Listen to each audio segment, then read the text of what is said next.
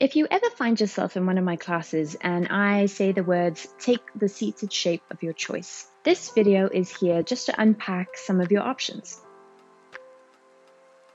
Let's start with Sukhasana, or the easy pose. That simply means crossing the legs at the shins and coming into a cross-legged shape. Now it's called the easy pose, but believe it or not, it isn't always easy for everybody. You might have noticed that my shape here isn't exactly symmetrical, and that's because ever since a groin injury a while back, I haven't exactly been able to lower this knee as much as I used to. Things are still a little bit tight, but remember, this isn't really about how it looks, it's more about how it feels.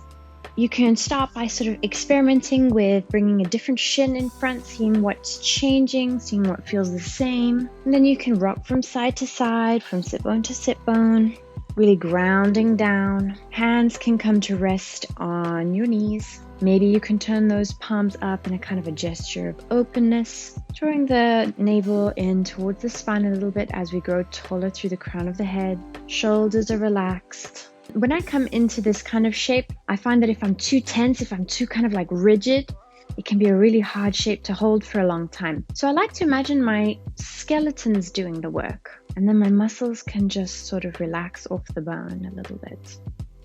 And there you go for Sukhasana. If you need a little bit of help, by all means, grab some props. I find blocks parked under the thighs can provide a little bit of extra stability, a little bit of support. That can be great. You can also use one of these blocks just to lift up the sit bones a little bit. And when I'm here, I'm gonna just try with a different cross-legged. You can really see that leg just opens right up. This one's a little bit more open and still quite tense. But I find that, if I stay here for a little bit of time, things start to open up. But if on the contrary, the longer you stay in a shape, the more unpleasant it feels and the more it's not working for you, by all means, change it up. And here we go with a second option, Vajrasana, the Thunderbolt pose.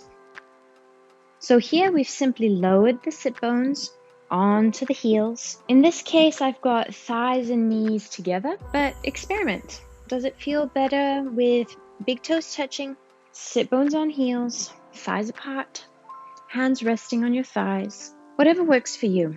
And once we're here, we're simply gonna draw that navel in towards the spine, grow a little bit taller through the crown of the head. We've got that gentle tuck of the chin in towards the throat. This can sometimes feel a little bit intense on the knees or the ankles perhaps, which is why I really like to include my double blocks stacked up. They lift the sit bones up and relieve some of that intense pressure that you might be feeling on any of the joints. You can boost that up even further with a little pillow. Just grab a nice firm one somewhere, just a little extra height. That feels really nice actually. You can use a meditation stool for that too. Another option, which I find surprisingly more comfortable than a cross-legged position some days, is Baddha Konasana. So this is the bound angle shape or butterfly shape, and that's because we've got our little butterfly wings here. We're going to bring the soles of the feet to touch, lowering them down onto the floor. It's nice to keep that connection quite active.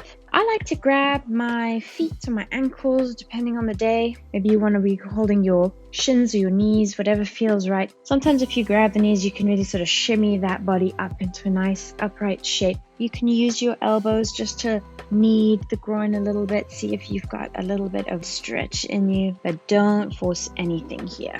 Your knees might be up here.